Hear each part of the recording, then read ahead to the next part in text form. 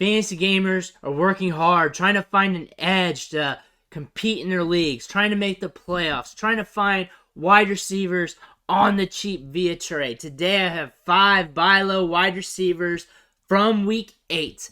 Just week 8, looking at those games that we could probably take advantage of in trades to get at a discount. If you follow the channel, you know I do multiple trade videos throughout the week. Today's episode's going over 5 players in week 8 who underperformed. And on the thresholds here from the spreadsheet, we're looking at 5 players who had 80 or more air yards. And out of all the wide receivers who have had 80 plus air yards, we're taking the 5 worst. And we're going to analyze them and see whether or not we want to trade for them, or we're just going to let them sit, or they're just DFS plays or whatever they are. But we're going over these guys to get our wheels turning. There will be more videos down the line this week like this with bigger samples. So you're going to want to hit that subscribe button right now so you're notified to when these trade videos come on. But the first player I want to talk about, I didn't want to put him on this list because I didn't know if he was even tradable or trade forable, or if you could even obtain him. And then I thought about it and I was like, well, this is part of the process. It's part of the spreadsheet.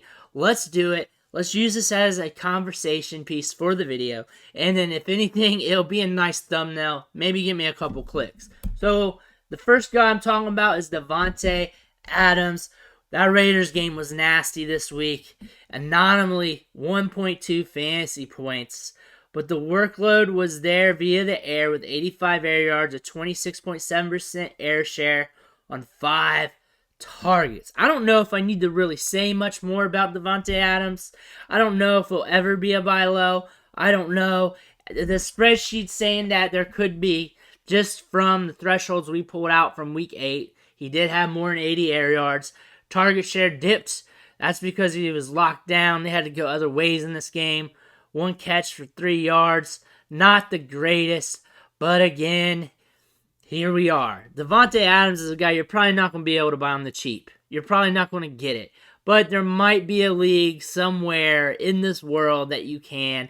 Also, if you're in a work league and it's a basic $20 league, you're with jabronis, maybe you can get it done. Shark leagues, it ain't happening. I argue with the spreadsheets if you don't notice, because I don't handpick these guys. This is what comes up, and we just keep it real here. The next player we're going to be talking about here is Gabe Davis. This is a very controversial fantasy football asset. If you look at Twitter, Instagram, Facebook, people are at their necks about this guy. A lot of people don't like him because of his target share. A lot of people love him because he's in a high-powered offense.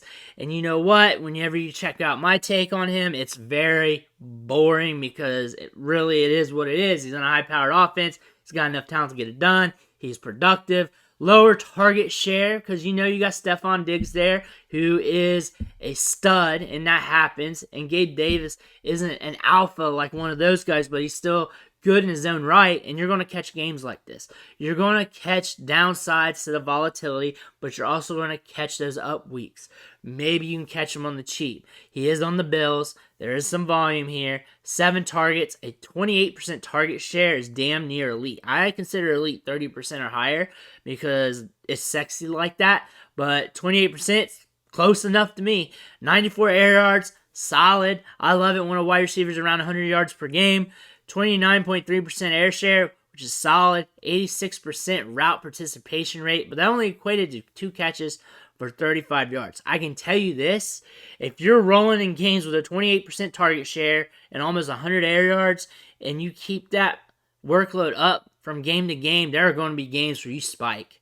And we saw this. I run this reports every week in multiple different ways, and we've had a lot of wide receivers have their spike games, from Darnell Mooney to DJ Moore, and they just roll up on their games in the right matchup. You may not know when to start them.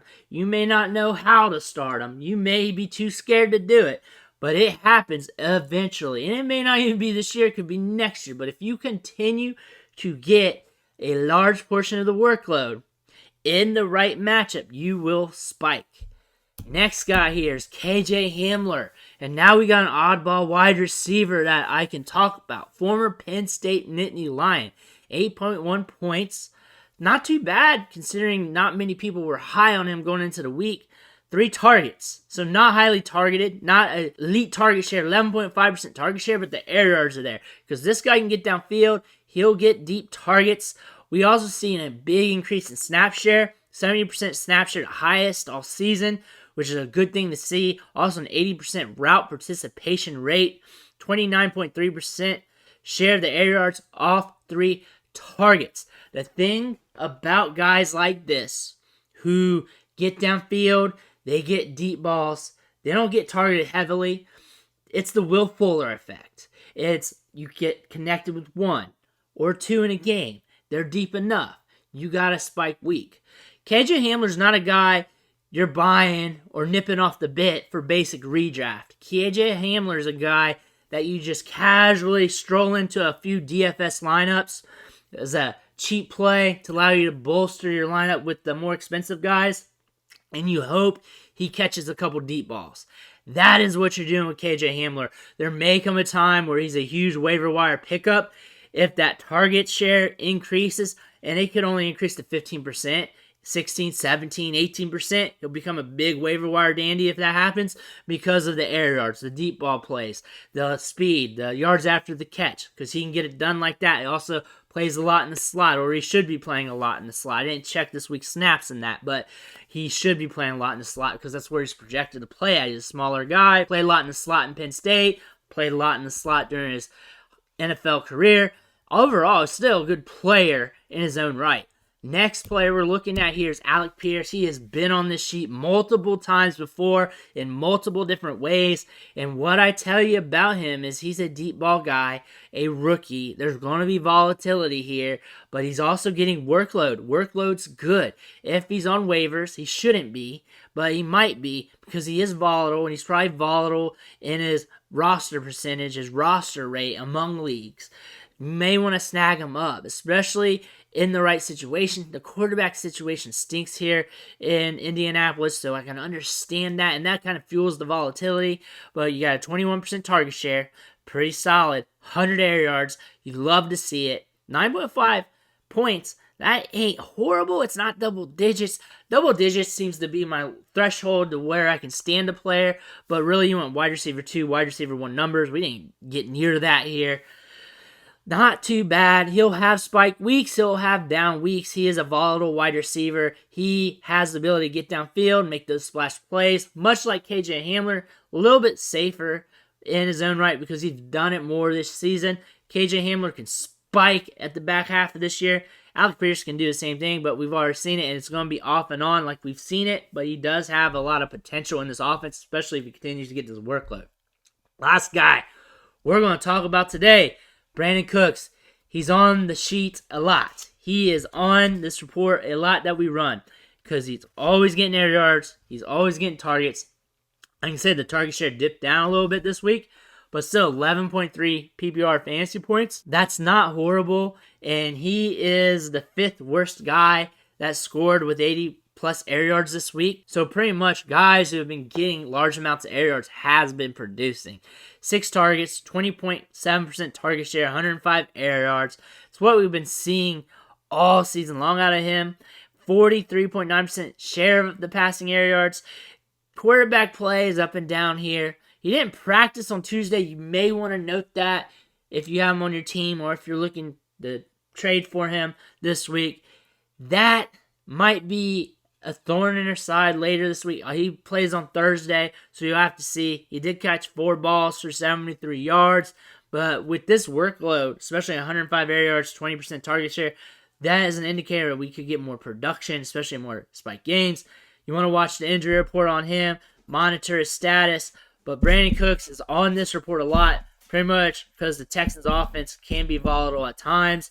And as a whole, looking at these players, Devonte Adams, you're not really going to be able to trade for him. Good luck. Maybe kick tires if you want. Let him tell you no if you want, but he's here. Gabe Davis, volatile guy. Maybe you can catch him on the low. KJ Hamler, good DFS guy. Alec Pierce, also good DFS guy, good back in the roster stash. Brandon Cooks is on a lot of rosters. If you want to chase some workload and get it maybe on the cheap, you might be able to get it. He is an older vet who will have some spike games in the right matchup if he continues to be healthy, getting this workload. Because usually if you get workload, you'll get your spike weeks eventually. But this is today's 5 wide receivers that we're covering. These are from week 8, and we're going to have another trade video on the wide receivers and some on the running backs here shortly, so you're going to want to stick around for that. So make sure you hit that subscribe button. It's only going to make you a better fantasy player. If anything else, you'll at least get to look at some advanced metrics for some of these guys, because I'm constantly running these reports. And honestly, I just share you what the spreadsheet says, and then I just kind of go over it with you guys, give you my thoughts and opinions, and then I hope you share yours below in the comments. But I want to thank you for watching, and I'll catch you on the next video.